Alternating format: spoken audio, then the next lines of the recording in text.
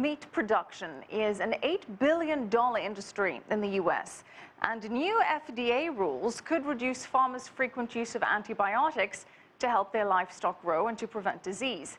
And that could impact nearly 80% of chickens, pigs, and cows bound for our grocery store. Ginger Vaughn has this report from Texas. I do spray twice a week on all chickens over 12 weeks old. In Belleville, Texas, rookie poultry farmer Julie Everett says she's found a way to keep her chickens healthy without antibiotics, thanks to advice she's gotten from someone a lot more experienced in the poultry business. If a chicken got sick, I'd automatically add antibiotics to their water to make them better. Since we've known Miss Marianne, she's the one that recommended the probiotics to me, and I've been using it over the past 6 months, and I haven't lost a chicken at all in those 6 months, and they are much healthier. Antibiotic-free chickens are a big selling point for Marianne Fordyce and her Blue Star Ranch. Local growers and producers say the use of more natural methods without using antibiotics has been around for a while, but only recently being adopted by bigger meat producers due to growing demand by health-conscious consumers. Fordyce says she's been using probiotics, the healthy bacteria in active yogurt cultures, as an alternative for years now, mainly for health reasons, but also because consumers' tastes are changing. Consumers everywhere asking me constantly, can I find and help them get chickens that are organically raised, that have not been introduced to antibiotics. So yes, it's very much a growing trend. Last year, the U.S. Food and Drug Administration announced plans to reduce antibiotic use in animals intended for human consumption. Retailers see the opportunity. They're buying more products with growers like Fordyce and marketing natural, hormone-free, and non-antibiotics. In February 2014, Chick-fil-A Incorporated, the largest restaurant seller of chicken in the U.S., said it would stop selling chicken raised with antibiotics over 5 years.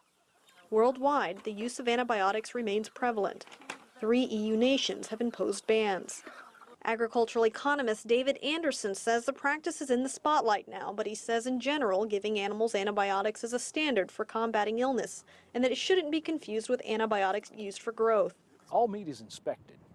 And so one of the inspection processes are really looking for what they call antibiotic residues, because there are FDA-approved tolerances of maximum levels of residues of all kinds of stuff, but antibiotics being one of them. So meat is tested to make sure it doesn't have those residues in them.